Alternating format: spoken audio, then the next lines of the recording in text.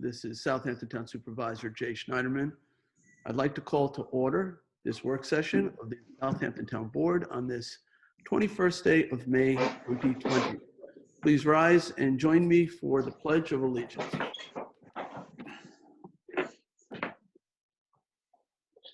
I pledge allegiance to the flag of the United States of America and to the republic for which it stands, one nation, under under God, God, indivisible, with liberty and justice for all. Be seated. All right, thank you for joining us on this Zoom video conference town board work session. Let's start by seeing who's here. Sunday, would you please call the roll?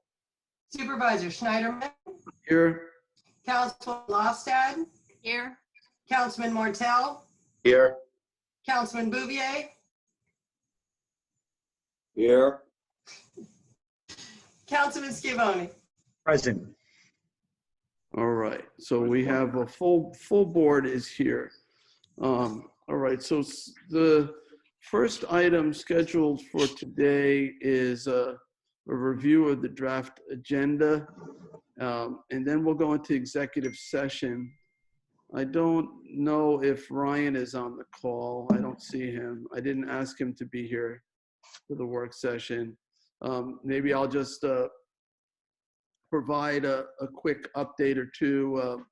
We've been working really hard preparing for the opening of our beaches this weekend.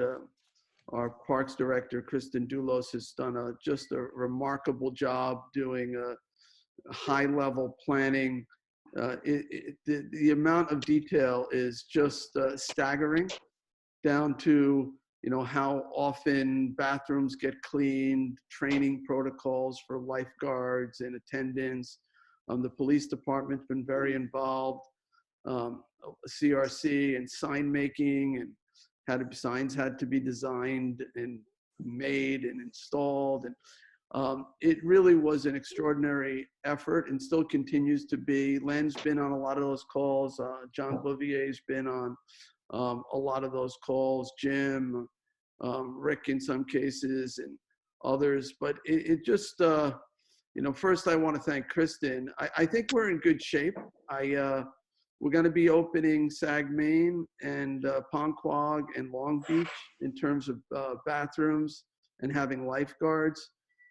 At the moment, based on the governor's latest guidance, I don't believe we can have the concession open at Ponquag or any food trucks at these facilities. That may change, but that is a new guidance. And the other beaches will be open. All in terms of the parking lot, there will be no day passes sold anywhere.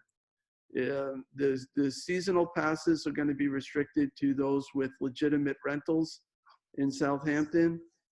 And we will patrol all the beaches. I think there's 15 police officers assigned just this weekend to various beaches. They'll be moving around and checking on places and ticketing people who parked illegally without the proper stickers. We'll monitor the beaches as, we're going to take a pause at 50% and do an evaluation. And if we feel that we can go beyond 50% of the parking capacity and still maintain social distancing, we will continue to allow people in until we hit that point. Not supposed to be a great weekend on the beach, 50s, 60s, rainy on Saturday, but this will be a good trial run for July 4th. Everybody who goes to the beach needs to have a mask with them. All common areas, they have to wear them. That includes all the patios and walkways. On the beach, have it with you. If you're not within 6 feet of anyone, you do not need to wear a mask. But Jay Ryan is on the phone. Jay Ryan is on the call, or whatever it might be, that you can easily put it on. So that's beaches.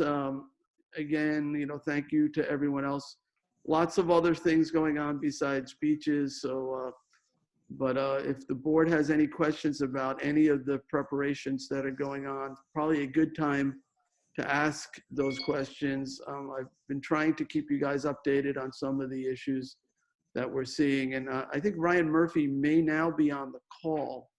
Ryan, are you there?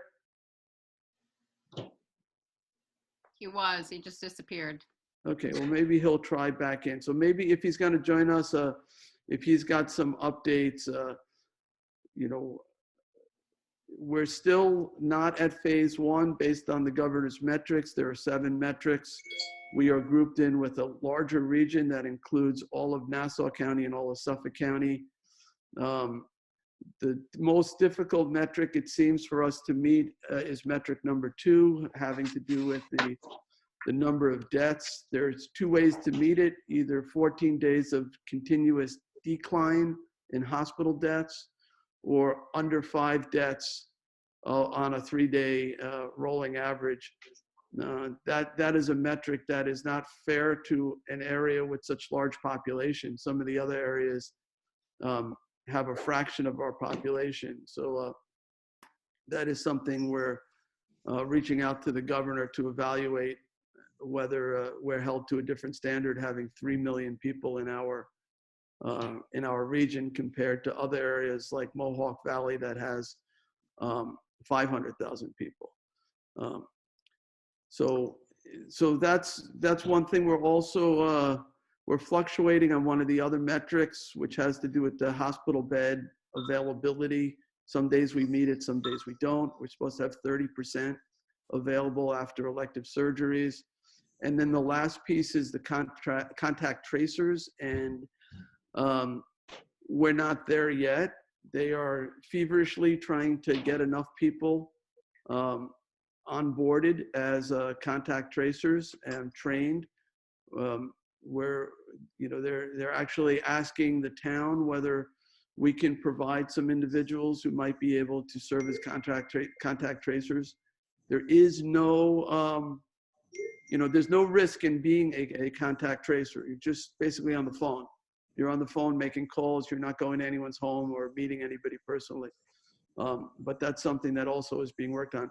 Ryan, I see that you have joined us. Yes. I'm just doing a quick update. I already sort of covered the beaches.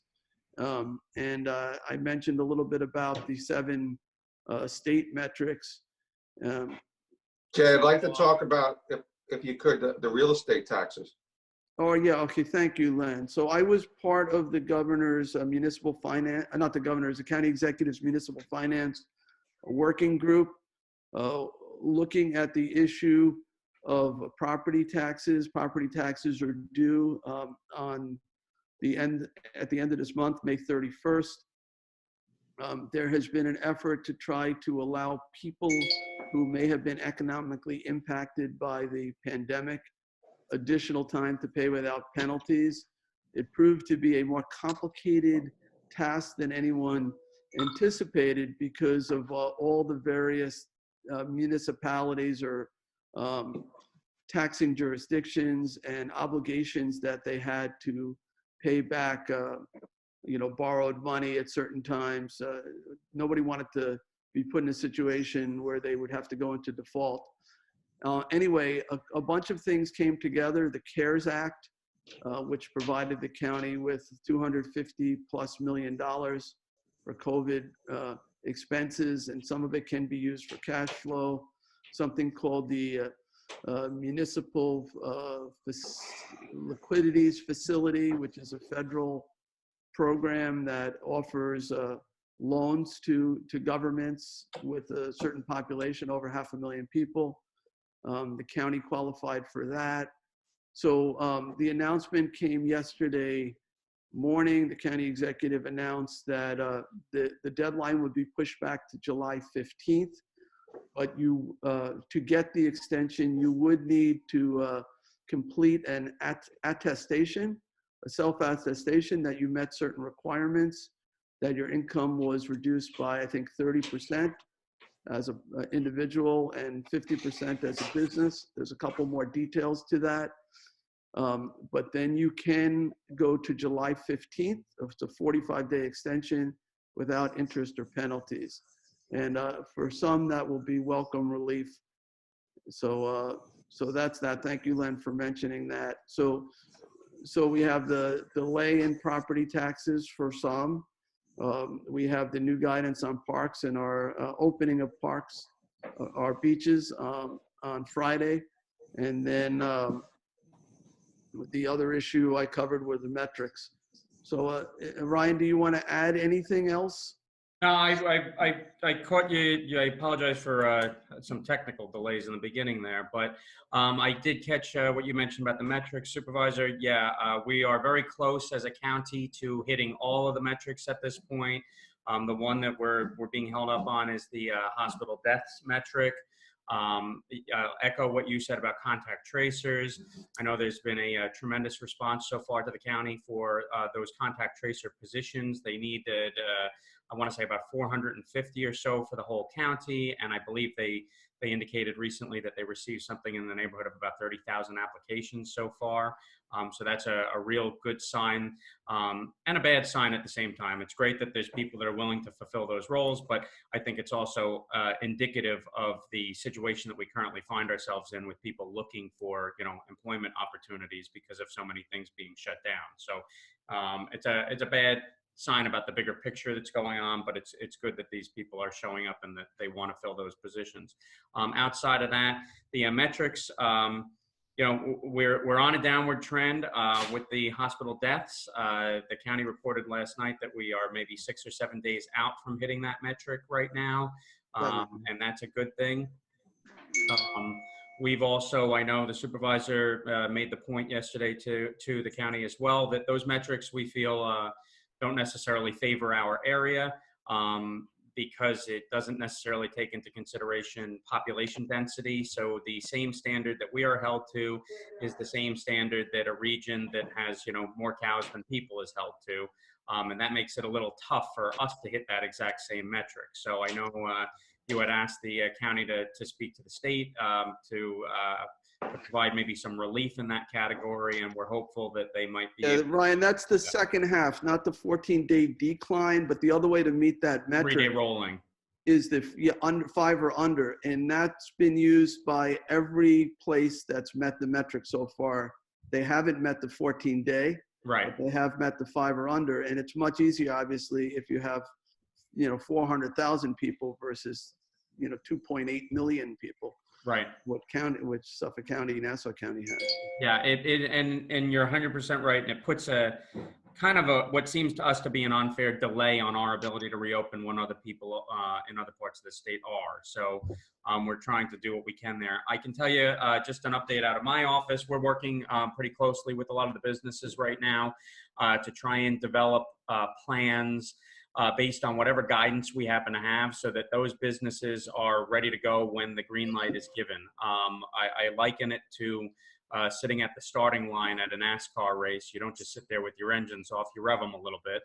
And that's what our businesses are doing right now. And they're preparing and they're revving those engines and they're getting ready for the flag to drop. So hopefully all of our folks in Southampton will be prepared to reopen and do so safely as soon as we're given the green light to reopen. We know it's a burden on a lot of people and it's hurting a lot of people, and we're trying to work with them as best as possible so that they're ready to go the second the opportunity presents itself. Other than that, just to tag on for the beaches, we'll be out there this weekend. I was just speaking with the chief, and my staff will be out there supplementing it. We'll be conducting the usual inspections as well to go along with supplementing the beach patrols. We will also be on in the evenings for any cases where we have any kind of loud parties or anything of that nature, although we're very hopeful that people will adhere to the regulations and we won't have those types of problems. I would say that's probably the biggest update. I have a couple. I have 2 more updates too. One, so we now, as you know, have a testing site for COVID-19 located near Southampton Hospital, and that was funded with private donations so that it could get up and running. Those private donations run out at the end of this month, the end of May.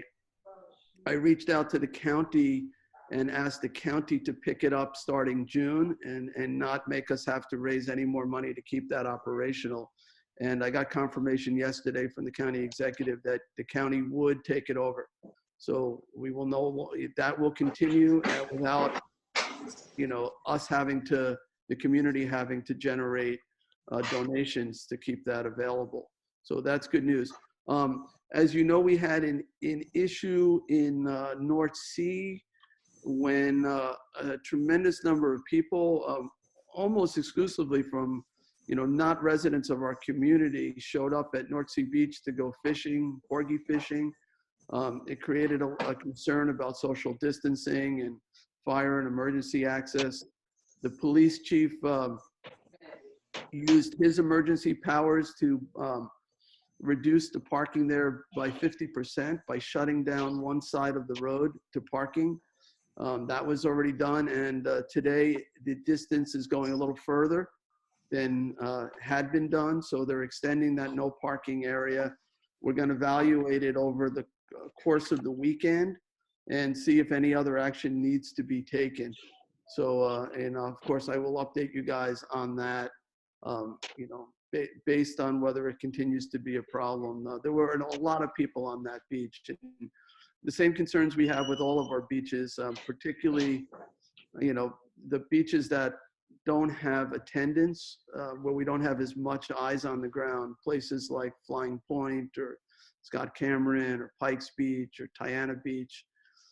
We have an awful lot of beaches. The parking lots will be open, but the police will be, visiting all those beaches and checking on them. But, if they need to barricade areas, chain areas, to reduce parking based on an inability to maintain social distancing, that will occur. All right, let me kick it to the town board. Any other information, questions for myself or Ryan?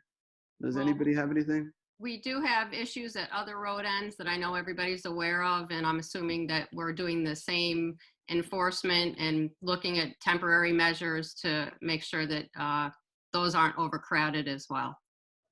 Yeah, we'll be checking on them as well, and we've restricted we're making modifications to the code to restrict the parking early that would have normally not gone into effect until July, so that we can reduce some of the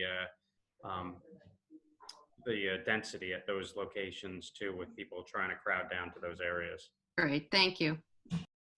So I just wanted to make a clarification on the contact tracing.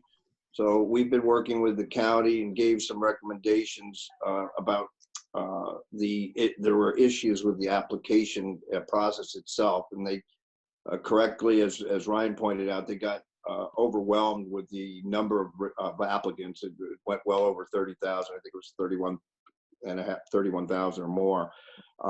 So the couple of the recommendations that we had made is to there was confusion from a lot of people. The qualifications for contact tracers, there's two sort of types of contact tracers. One is more in a supervisory position, and the other is people who are essentially being asked to make phone calls, following up on a patient who's contracted the virus and who they've come in contact with, and get those numbers and then make those calls.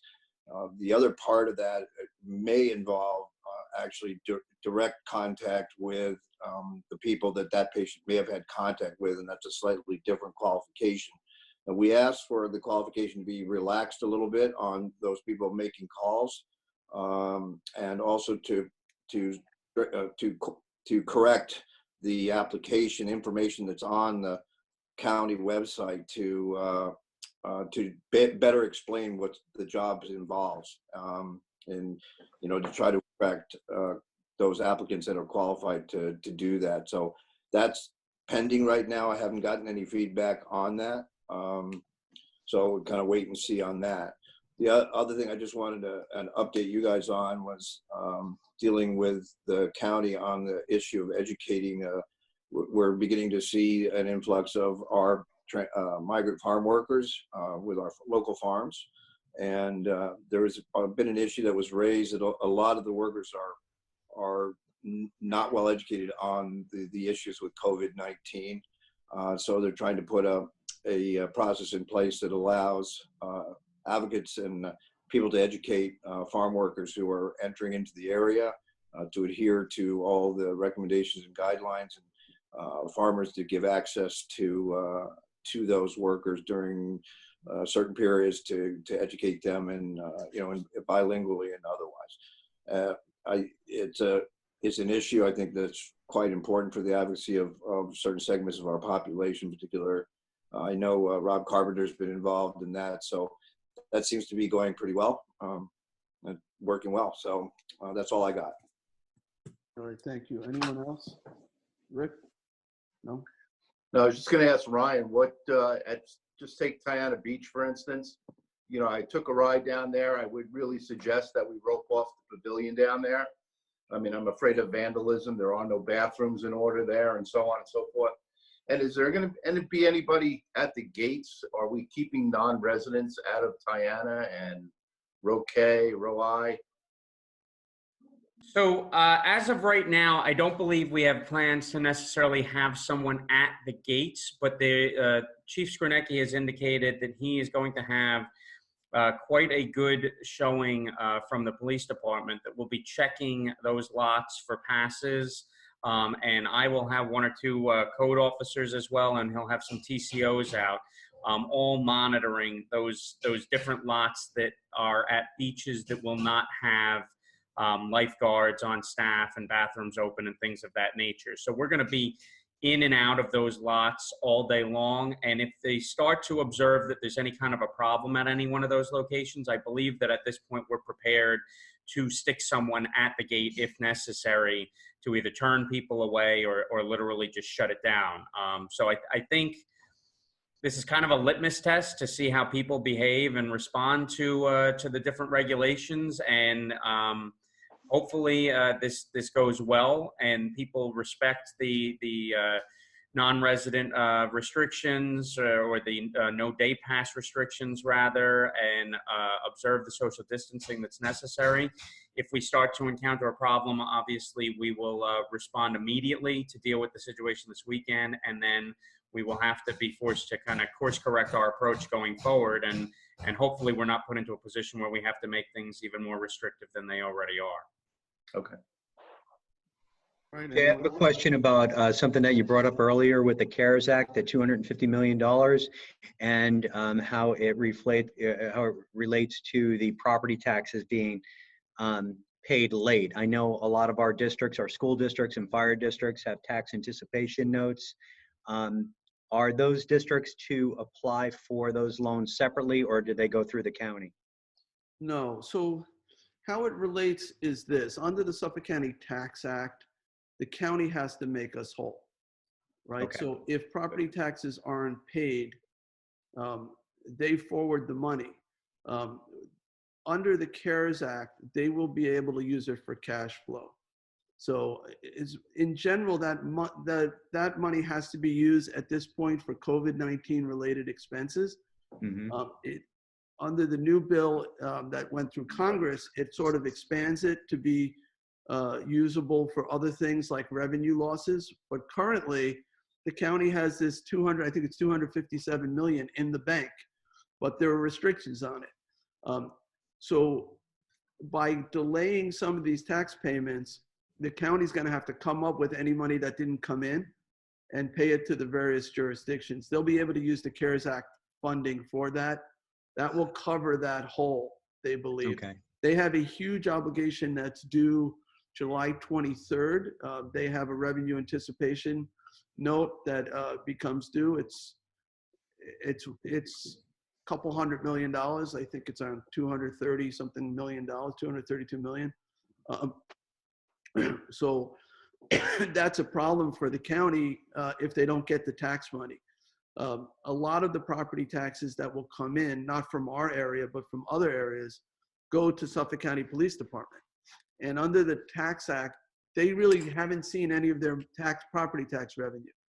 Everyone else gets paid first, they get paid last. So they don't see any property taxes till the second half payments.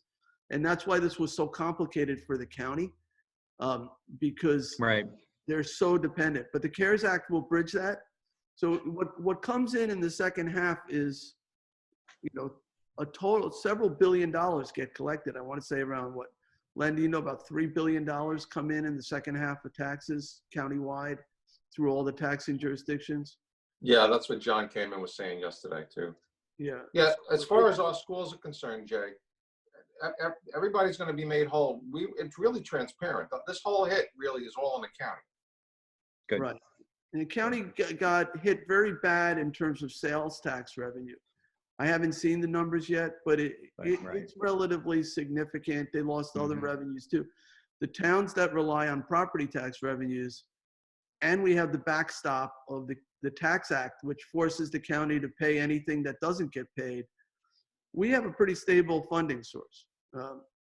The sales tax thing is boom or bust. Some years it comes in terrific, well beyond expectations, and other years, like this, it's very unreliable. I expect the county will be off at least 100 million in sales tax. And, Okay, that's gonna thank be you. tough. Anyone else?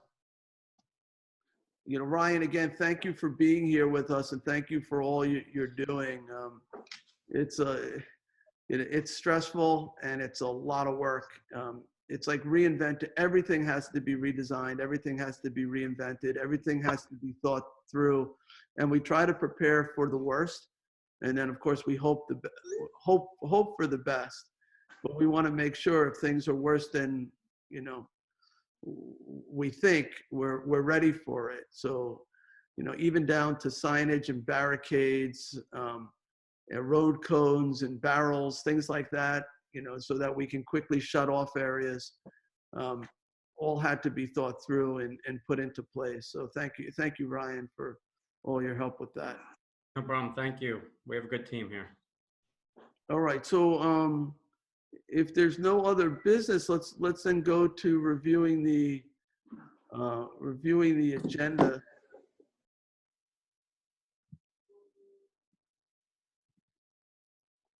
So everybody pull it up.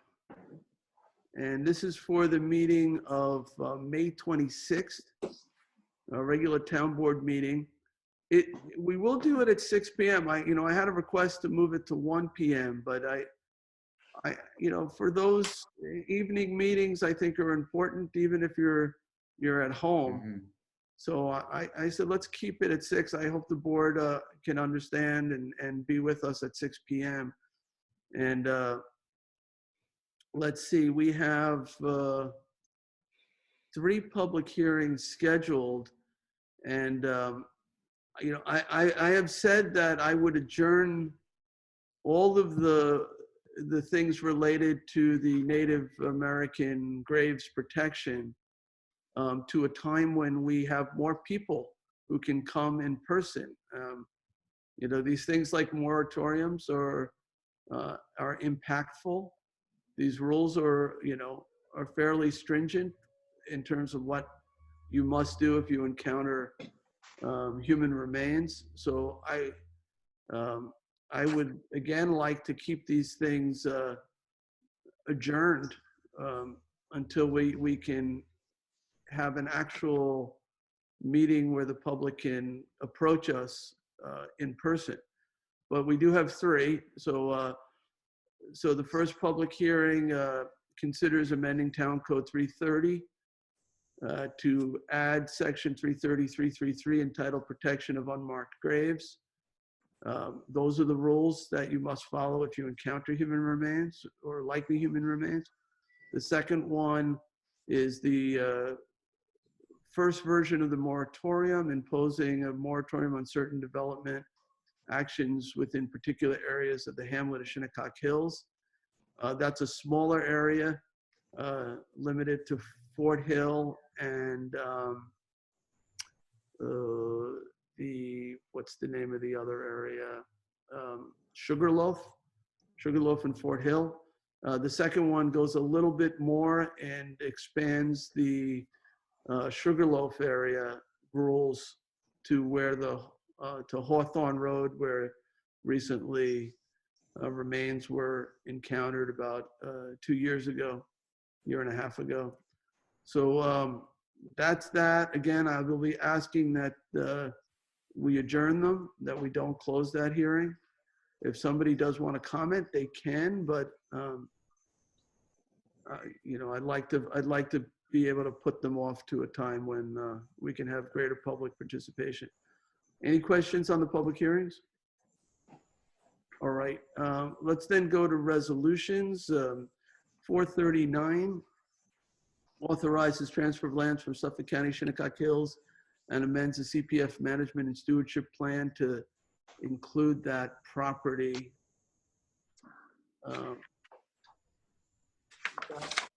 Did we hold that hearing? I think we did, yes. Yes, we did, right? And we had some questions, but yeah, that was a kind of an oddly shaped lot in the Shinnecock Hills area that is being offered to us for back taxes. On the land preservation side, I just also wanted to update the board that we did close 2 purchases. We closed on that large piece in the village of Southampton over Lake Agawam. It was a very expensive purchase, but it is Southampton Village. It was, I think, $10 million roughly. So that will help protect Lake Agawam. I want to say it's about 3 acres. And we also closed on the last part of Sag Harbor Cinema, the facade easement. So now that the easement is actually, the facade is completed, we were able to purchase that last piece. So that transfer occurred too. All right, let's move on to the next resolution. 482 authorizes adoption of the 2020 CPF pilot plan and payment of 2020 pilots. John, you've got the next one. Town Board Resolution ID 34033 is a 2020 reject bids for Hampton Bays Transfer Station booth replacement. On Board ID 34113, authorize supervisor to execute a contract with Suffolk County Office for the Aging for the residential repair program. 34030 authorizes supervisor to execute an intermunicipal agreement with the Village of North Haven for code enforcement services. Town Board Resolution 34032 authorizes the supervisor to sign a contract extension for utility task vehicles with Motorcycle Mall Incorporated. Let me just pause for 1 second. On the one before it, Ryan, if you're still on the line, which you appear to be, are you guys ready to take over code enforcement in the Village of North Haven? Yeah, we're prepared to assume those responsibilities. I've had conversations with North Haven and their council, and I don't expect it will be a huge burden on us based on the plan that they have devised. They have some in-house controls that they intend to implement before passing things off to us, and I think that this is a sound and smart agreement between the two. And it's a 30, they'll pay us $30,000 for the year? That's correct, to be reviewed annually as necessary. Do you have to add any additional staff, or you're going to be able to absorb that? We should be able to cover it with what we've got, I think, but we are right now in the process of adding one to backfill a vacancy. Okay, all right, thank you. All right, and then Rick, you read 34032. Okay, Town Board Resolution 34080 authorized the purchase of 2021 Freightliner dump truck for trucks from Trucks Incorporated using the Town of Islip contract.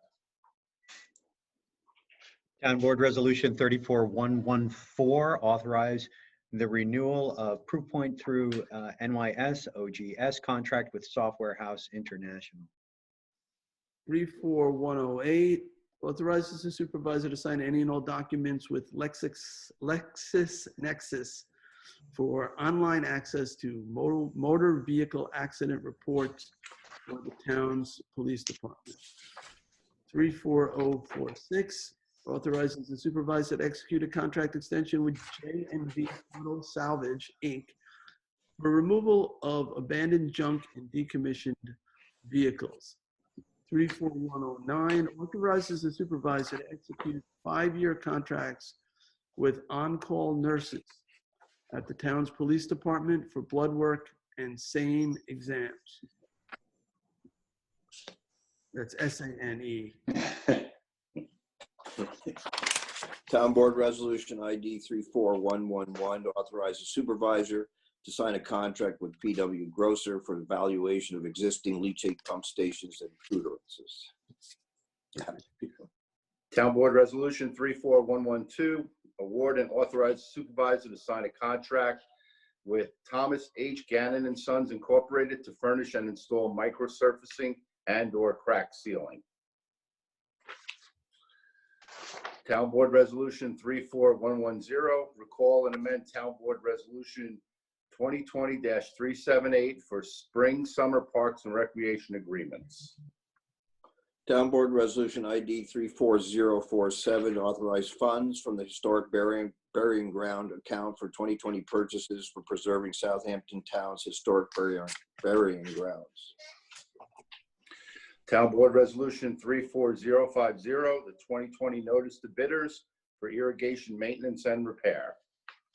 I'm just going to interject on that one, Councilman Martell. I have asked the attorney assigned to the contracts to just look at some of the language. We've updated much of the language in these bids to reflect our current situation with the COVID-19 and how we're currently functioning as far as quarantining them for 24 hours, et cetera, and then opening them the next day on camera. We don't know what the future holds right now for that process. And I think some of the language in the section under where it says specifications are available beginning Thursday, June 4th. I can't guarantee you that they'll be available for inspection to the public in person at my office. And I've asked Kara Bach to just review that language and see if we could maybe update it to what we did with the last one. So there's 2 bids in here. I noticed that language is, I haven't gotten an answer back, but if she says that it's okay to remove that or amend that, I'm assuming you would be okay with that. Okay, great. Thank you. I will let you know. Thank you. Thank you. So Town Board Resolution 34115, the 2020 notice to bidders for wellhead treatment for the removal of iron and manganese at plant number 4. And this I was assume that's the same thing. one. Yes. Yes. Same thing. 34037, Flanders Northampton Volunteer Ambulance Company Service Award Program. Hold on one second. Len, are we good with this?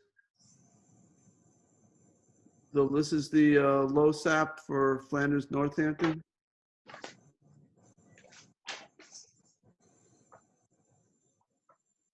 All right, he might be on mute. Sandy, I'd like to be added as a co-sponsor. To the LoSAP? Yes. Certainly. I just, yeah, I just want to make sure everything is Mm-hmm. in order there, but we can come back. So 34037, I read, let me turn my ringer off.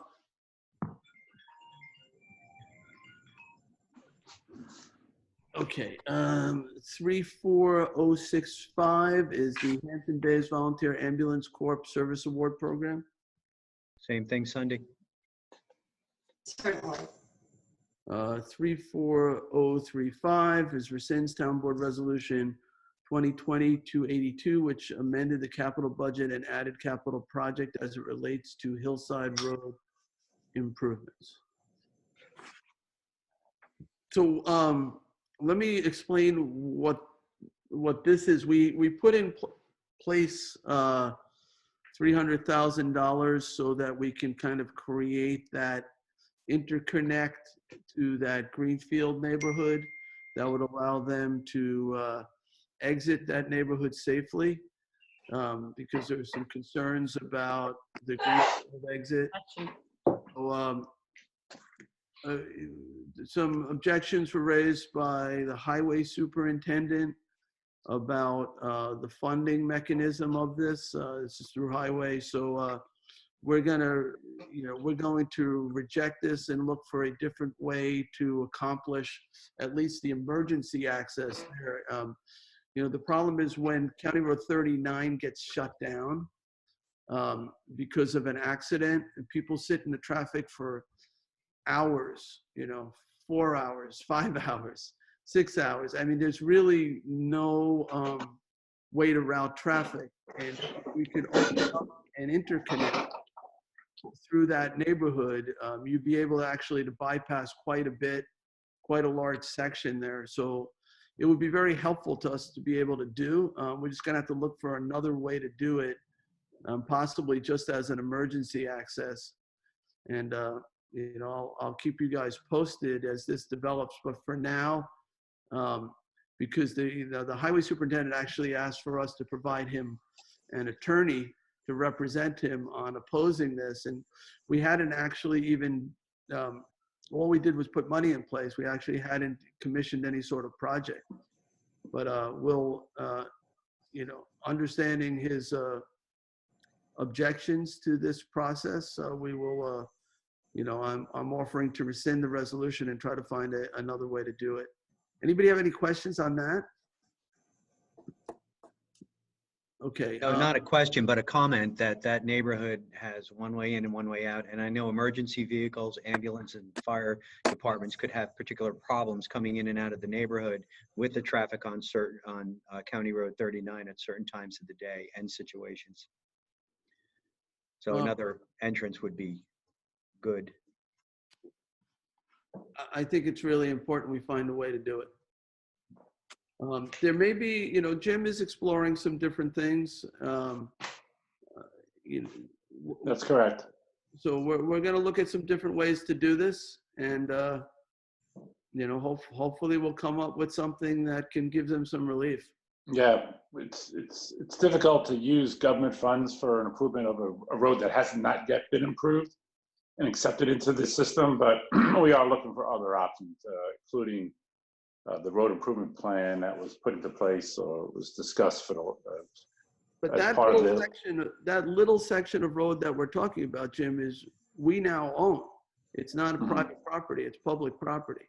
Right. It's still the question on using public funds to improve a road for the first time, and that's where we're running into the issue. But there was even, if you recall, who was here at the time, and there was this special state legislation that was authorized and prepared by Senator Laval and Assemblyman Thiel, that we can improve certain roads pursuant to an urban renewal plan.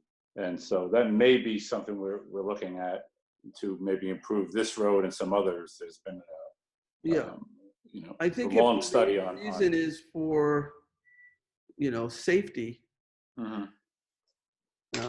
Of our residents, whatever we can do, I think, to provide some relief, because this neighborhood, when County Road 39, the additional lane was added, it really made it very difficult with the 2 lanes of traffic there to be able to, they just really can't go, they can't come out and head west.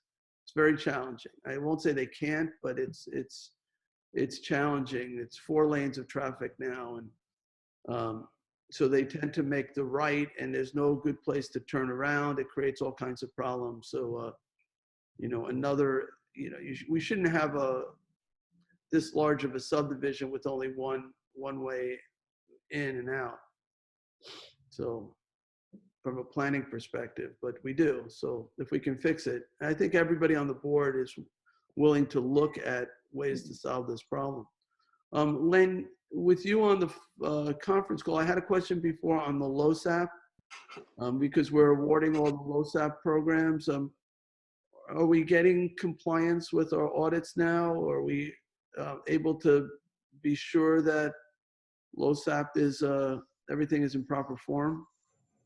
The audits are still problematic, Jay. We're, we were in the middle of, we were going to schedule like a training for all of the entities and come in and have a work, like a work session with all of the ambulance corps to go over what we expected And then we kind of got involved with this problem. So that was put on hold. And as you know, the governor issued an executive order easing some of the LoSAP requirements of reporting because of COVID-19. So that also is into play right now. Okay. So, Okay. you know, we have to But accept you're the LoSAP. comfortable with us No. moving forward with all the awards. Yeah, I think we have to. Okay. That's important. All right. So let's see where we are now. All right, what's another LoSAP here? 34038, Southampton Volunteer Ambulance Corporation Service Award Program. 34040 is adoption, resolution of adoption amending Town Code Chapter 178, East Quogue Public Drinking Water Infrastructure Improvement Program to address eligibility criteria and limit the amount refunded to eligible property owners. Julie, you should really be on that resolution, and so I was just going to ask Sunday that. Can I be co-sponsor on that? yeah, absolutely. 34040. I would not object to you being lead sponsor on it if you want. Well, that would be great. Thank you. Can we put Julie as lead sponsor? I don't see why not. All right. And John, are you going to co-sponsor that one? Sure. We're talking about 34040. 34040. Yep. Okay. Okay, so Julie's going to be this mover. Yes. Okay. I will co-sponsor, but put Julie first, and then John and I. Okay, got it. All good. All right. Thank you. Now I got to find the next one here. Oh, here we are. 34039, authorized CPF tax refund pursuant to first-time home buyers. Exemption for Martha Isabel Acevedo. 33663 accepts retirement of Carl Cornelio, maintenance mechanic 2 in highway. 33575 appoints Brian Williams to ordinance enforcement officer position in community preservation. 34045 appoints John Rankin, chief fire marshal. Is that the last one? Yeah. That's it. Is there any others, Sunday, any other add-ons, or Janice? I don't have any. Doesn't mean you don't have any, but I don't have any. No, I don't see anybody. Anybody have any? No, I just asked this morning. There were no add-ons. Okay, so let me, is everybody okay with the agenda then? We can send it out for publication? Yes. Okay, Sunday, that's good to go. Excellent. Close it all. All right. Before we go to executive session, is there any other updates? I know not a lot of things are going on because of COVID-19. Most events are canceled, but Councilman Martell and I did attend. The police memorial was held yesterday.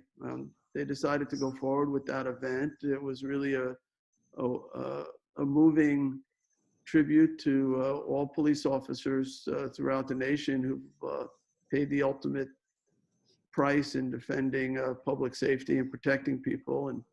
And everybody social distanced. And I said a few words. Chief Skrnicki said a few words. The family of the fallen officer, the court officer, Sador, was there. And Lieutenant Ralph was the master of ceremonies. I think she did an excellent job as well. And you know, this has become a yearly tradition. And personally, I was happy to see that they continued it. Any other things? Rick, I know you were involved with the mask distribution in Hampton Bays. I saw that on Facebook.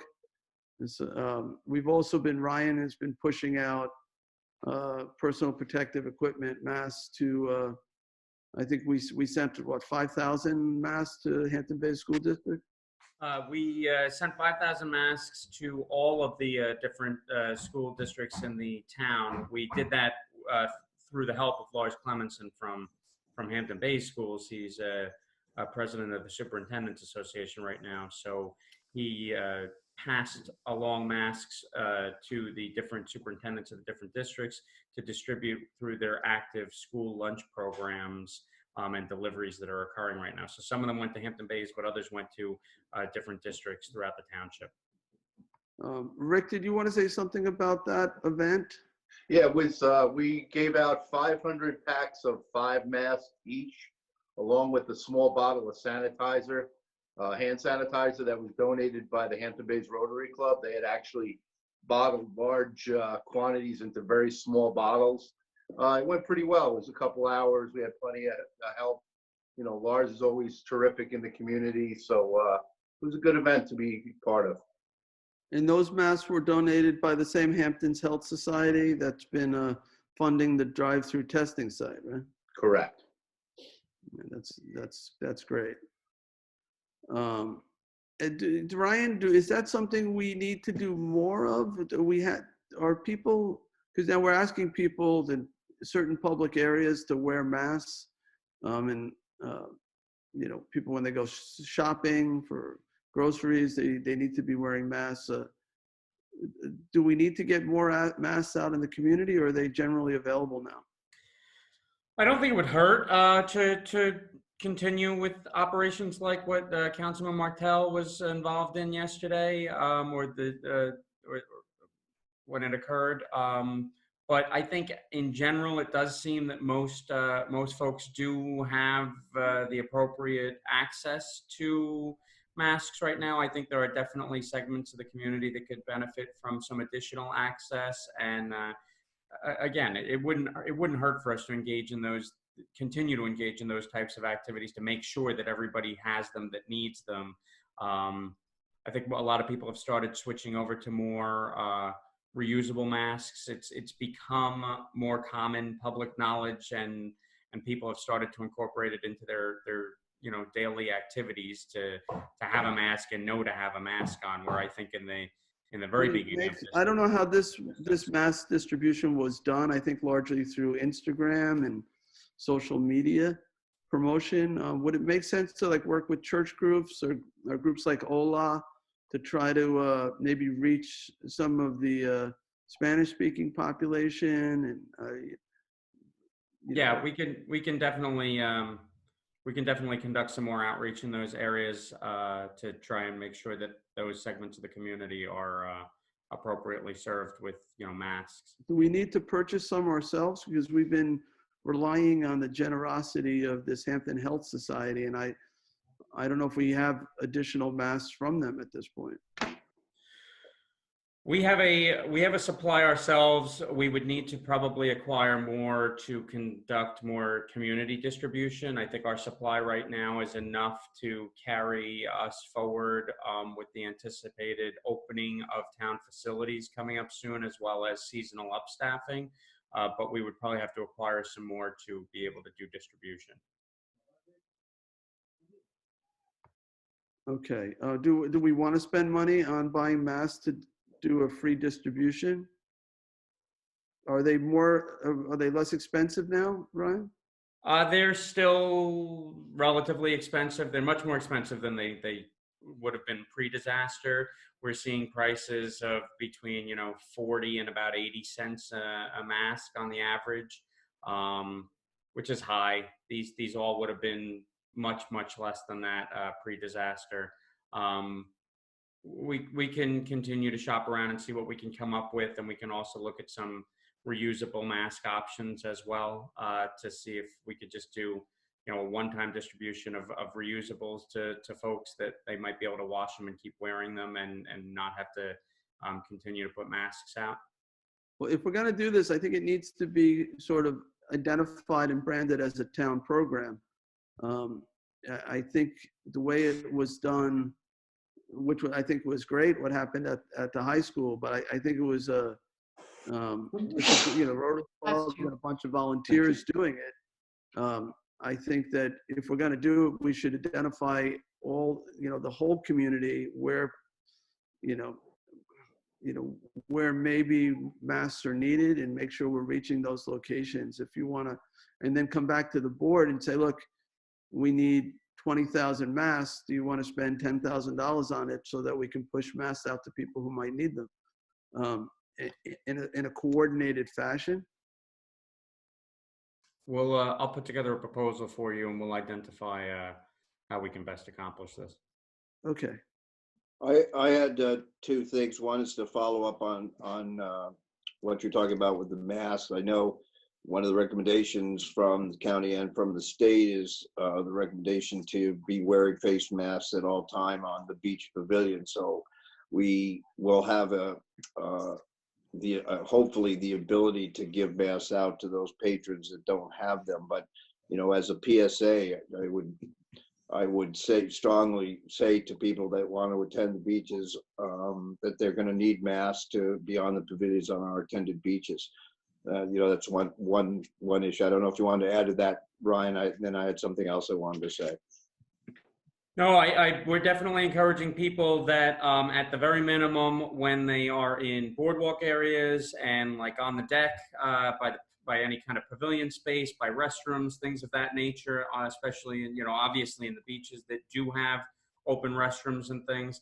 If you're in a position that you might come close to or encounter somebody else and can't maintain the 6-foot distancing, you should have a mask on. When you're out on the beach and you're laying on the sand, obviously we don't need to see an entire township full of really funny facial tan lines. So you can take your mask off when you're relaxing on the sand with your family. But if you're going to be walking about and you're going to be up near a common space, we encourage you to have a mask on. Having this kind of program would also promote compliance, right? If our employees gave out masks rather than telling people to wear them, I mean, the message would be very clear that's what we would want to do for public safety reasons. So the other thing I wanted to say is I'm sure you're all aware, in the category of business as usual, which is not what we're going through now, but we were successful in getting LIPA to adopt a new tariff that will allow the use of CCA, community choice aggregation. And I just wanted to give a big shout out to our sustainability committee for all the work that they have done in getting us to this point. This is step 3 of 8 steps, but it is a big hurdle that the LIPA board approved CCA and the use of CCA for our municipalities here on Long Island under the LIPA authority. I wanted to thank Lynn Arthur and certainly Deputy Supervisor Sapone for all the work that they've done to get us to this point, and thank you guys, the board, personally for your support on this effort. It was a long haul to get to step 3, and now we're going to see where we go forward from this. But big thanks to all involved. There's so many groups that were involved in making this happen, and a thank you to the LIPA board for recognizing that this is an important step towards some energy independence goals that we need to adhere to, that the state has mandated going into the future, and our personal goal of reaching 100% renewable energy supply by 2025 in the town of Southampton. So thank you guys. Thank you all very much. Thank you, John. Congratulations, John. You've worked so hard on this, and it's complicated. Well, everybody did. So, it's just, it's really wonderful to see people come together, work together. It's a great team. I appreciate that. I do have another question about beaches. We have a county beach in Hampton Bays that doesn't require any stickers. There's no guard gate or anything like that. Who's going to enforce the 50% parking at beaches such as that? Ryan, you want to try that one? I believe the county is, to my knowledge, I believe the county is prepared to do that. Obviously, if you're referring to like Cupsog area. No, well, Altenkirk at our end. Okay. As far as I'm aware of, they've dedicated their park ranger staff to helping with the enforcement of those beaches, because I know they're also non-resident at this point. So my belief that they will have the appropriate level of staff dedicated to controlling the capacity and the residency requirements of those beaches. Only because during a regular summer, that area is always a problem, and I can just see it kind of snowballing. So I'm glad to hear that they're going to be enforcing. We do have a conference call at 3 o'clock with the county on enforcement for this weekend. I will make sure that the issue is raised on that call so that if they didn't have the plans that I believe they have in place, that we will make sure that over the course of the rest of the day and tomorrow, they develop those plans to deal with that situation. Okay, thank you. You got it. The one big difference there, Julie, this year is the beach is a lot wider than it's been for a long time because of the dredging that occurred there. We're talking about at the end of Dune Road. So that's better, but people go fishing over there on the jetties and it could get crowded. So I would say, the police will be in that area. So if we do, start to see issues with social distancing, hopefully we'll know about it. And, we can always reach out to the county and, try to see if there's adjustments that need to be made. It's their beach. There's very limited parking though in that area. Gets really crowded though. It gets crowded, yeah. All right, thank you. Anybody else? All right, so so then the only thing left on the agenda, if I could find the agenda, here it is executive session. I have on here confidential legal advice regarding emergency orders, CPF acquisitions, and personnel matters. So legal advice and then acquisitions and personnel. So what I'd like to do at this point then is make a motion to end our work session and go into executive session on those matters. And does anybody know, do we have a separate? You have a call in. Yes. It's a You have call. a call number, Jay. It's a call number, and that's been circulated, Jim? It's on the executive session agenda. Okay, excellent. All right, so I'll make that motion. Is there a second? Second. 3 seconds. Yeah, second from Councilwoman Lofstad. And all in favor? Aye. Aye. Okay, so we're adjourned for all other purposes. Thank you.